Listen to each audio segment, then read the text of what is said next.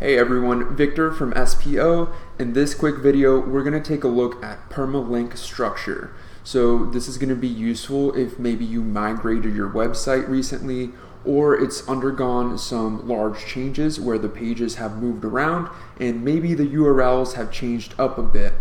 So I'm going to give you a bunch of tips on how to manage that permalink structure and how to best format it for all your different pages in a way that Google actually likes to see them. So let's get right into it. So to start out, we're in here in the WordPress dashboard and we've gone over to pages so that we can take a look at all of the pages on our website.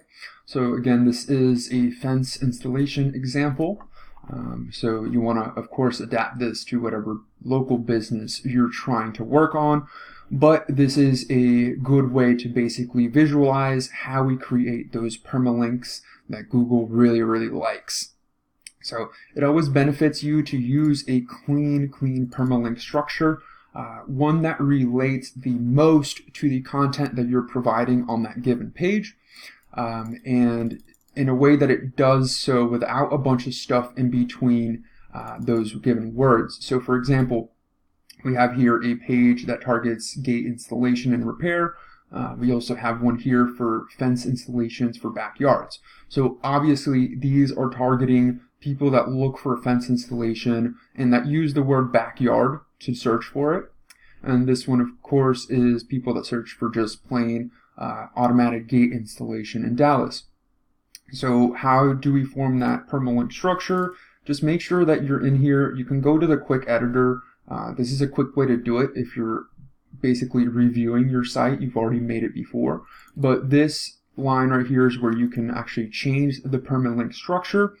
Now, it is very important to realize that if your website has already been out there, it's already published, it's already maybe gotten ranked also, you don't want to change the permalink structure.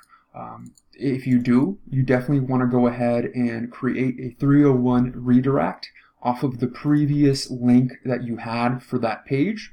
That will make it fine, but if you don't, if you just go through and change all your permalinks, you're going to end up ruining whatever rank you've already built on them because you just completely changed the address where that authority was going towards.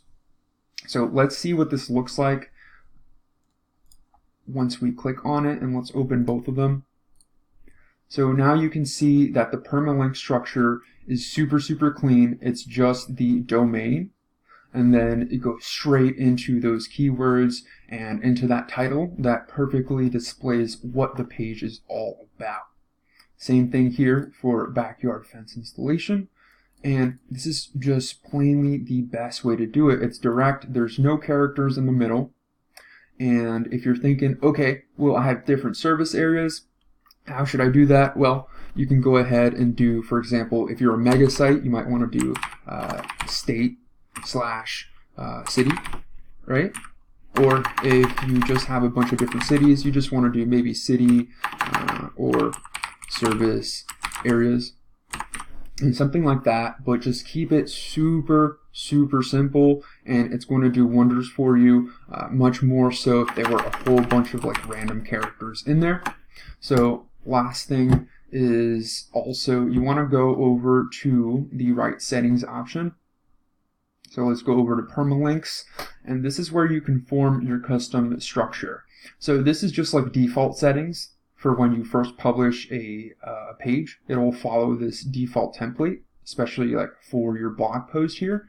But you can specify a different one, and then regardless of what you put here on this page, you can always just go back to your pages and individually edit those permalinks. So thanks for watching, and let us know if you have any other questions regarding permalink structures.